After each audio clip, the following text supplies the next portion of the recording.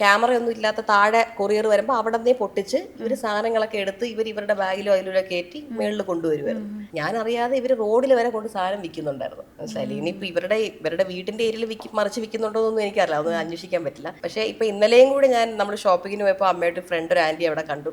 പുള്ളിക്കാരി ഇങ്ങോട്ടൊന്ന് പറഞ്ഞു, ദിയാ ഈ 3 പേരെ ന്യൂസിൽ കണ്ടപ്പോഴാണ് എനിക്ക് ഓർമ്മ വന്നത്. ഞാൻ അവിടെ പോയിരുന്നപ്പോൾ ഇവരെൻ്റെ അടുത്ത് പറഞ്ഞു, ഇവിടെ ഗൂഗിൾ പേയും ഇല്ല, കാർഡും എടുക്കൂല, രണ്ടും ഉണ്ട് അവിടെ, രണ്ടും ഉണ്ട്, കാർഡും ഉണ്ട് ഗൂഗിൾ പേ ഉണ്ട്, രണ്ടും ഇല്ല, ക്യാഷേ ഇവിടെ അക്സെപ്റ്റ് ചെയ്യൂ.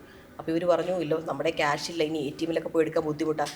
ഇല്ല, ദിയ മാഡം പ്രത്യേകം പറഞ്ഞു ക്യാഷ് തന്നെ വേണം എന്നുള്ളത്. എന്നിട്ട് ഈ പുള്ളിക്കാരിയെ ബുദ്ധിമുട്ടിച്ച് ക്യാഷ് എടുപ്പിച്ച് ഇവർ ക്യാഷാണ് എടുത്തത്. അപ്പോൾ ഇതേപോലെ ഒത്തിരി പേരുടെ മെസ്സേജ് നമുക്ക് വന്നത് ക്യാഷ് അവരെടുത്തു. അതും കുറേ പേര് പറഞ്ഞ കംപ്ലൈൻറ്റ് എന്ന് പറഞ്ഞാൽ ഓഫീസിന്റെ വെളിയിലെ road where CCTV is not available, അവിടെ പോയി ഇവർ 5 മണിക്ക് ശേഷം, അതായത് ഓഫീസ് അവറിന് ശേഷം പോയി ക്യാഷ് മേടിച്ചിരിക്കുകയാണ്. അപ്പോൾ അങ്ങനെ എത്ര പേര് ഇത് മേടിച്ചിട്ടുണ്ടെന്ന് എനിക്കറിയില്ല.